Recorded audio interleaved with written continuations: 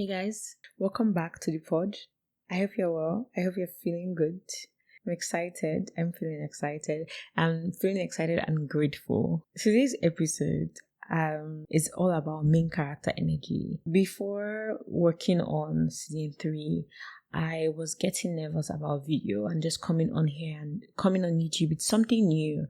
The comfort zone for me has just been, me, my mic, not wondering or worrying about how I look or how I'm supposed to present myself. And I remember talking about this and just praying about it. And I was saying God, I just feel like I'm not ready.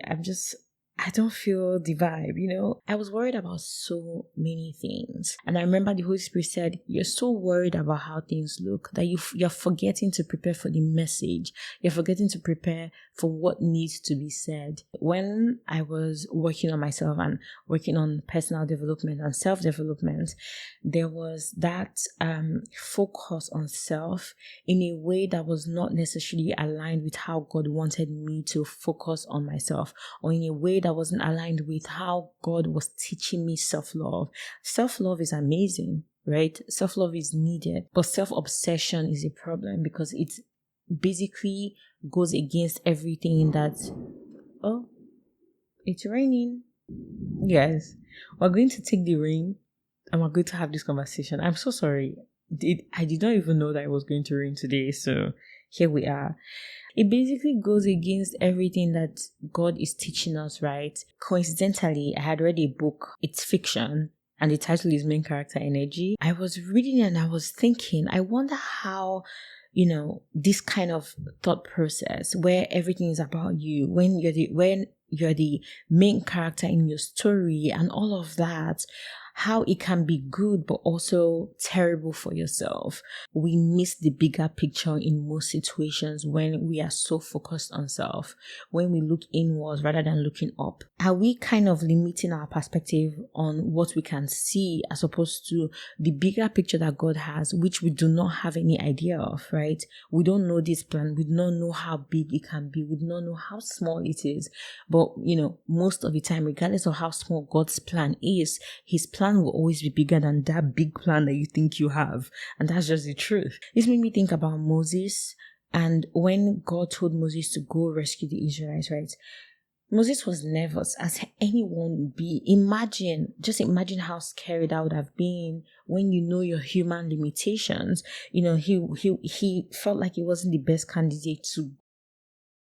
He stutters, how is he supposed to pass this message? To me, these are valid concerns. I was like, I don't understand. God, what are you doing? How are we Moses in similar situations where the Holy Spirit is telling you something, but you are so focused on your own limitations and why you see that you cannot do it, which might be valid, but you're not necessarily looking at it outside of yourself, right? You're not necessarily looking at it from a place of, okay, there are times where you do need to serve. There are times where, yes, it is stressful. It is inconvenient. You do not want to have to go out of your way to do certain things. And sometimes these people don't even deserve it. The Holy Spirit has been reminding me of the purpose of being a vessel, right? With centering and being the main character in your own story, there's no way, I don't see a way where you're not misaligned and where you're not living in disobedience in a way. You're not necessarily focused so much on the limitations. You're focused on either what you need to do for the people that are coming after you, or for the people that need your message, that need your own perspective, or also how you need to navigate the relationships that you're in, the emotions that you're going through in your workplace, in your friendships, in your romantic relationships, in your family, how you're able to come out of it and kind of see, okay, what's my role here? And sometimes your role is nothing. Sometimes your role is coming out of it fully, and sometimes your role is being able to be in a position of service, being in a position of understanding, being in a position of quietness, if that makes sense. When you're not frustrated all the time, there's so much that is tied to you that needs to happen outside of you. Outside of your mind, outside of your feelings, outside of your overthinking. And that is why, if anything, you look up because God should be your center. When we center God first, we stay aligned. We are more in alignment. We are more in obedience. We are in communion with Him. If we constantly center our feelings, we fall into that trap of offense. We fall into the trap of temporary excitement. We fall into that ecstasy, anger, pain. All these feelings and emotions basically determine how we navigate our lives. I think that in times of hardship and whatnot, you will always feel like God hates you all the time. You would be so unstable in your faith because your faith is determined by your reality, when it should be, the opposite in a way.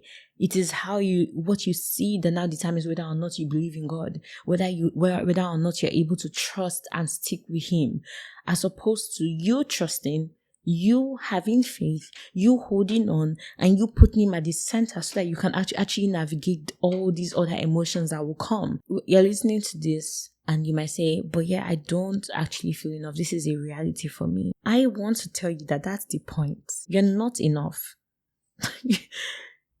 God makes you enough. Yes, you're enough as a human being. He has made you beautifully. He has made you wonderfully. He has placed you on earth. He created you amazingly to be who you are. But for the mission and for the message and so much more that you're supposed to do in yourself, you are not enough. In and of yourself, you are not enough. By yourself, you are not enough. He makes you enough. Main character energy is not terrible. Please, I want to make sure that we get that point across, because you should think of yourself. You should love yourself. But everything should be with God at the center. It should be that you are getting your how, you're getting your why, you're getting your momentum from your place of communion with God. I wanted to just leave you guys with some of the important questions I think you should ask, because I try to ask myself these questions as well. The first thing is, who is this for? What is God asking of me? What does God intend to achieve through me? It's important that you don't look at yourself as not useful. There's a reason why you're here. There are assignments that are specific to you. Not look at yourself as the one that has to be in the background. And sometimes in the background, there are things to be done. The next thing will be, what does obedience look like in this and through this? Obedience will always look like doing what your father has asked you to do. Another question to ask yourself is, am I too focused on my feelings and failing to see the bigger picture? You don't know the bigger picture. I'll just tell you right now. You don't know the bigger picture. But one thing I do tell myself when it comes to bigger picture is, who are the people connected to this? And even if you don't know them, there will be so many strangers connected to your assignment that you just need to obey.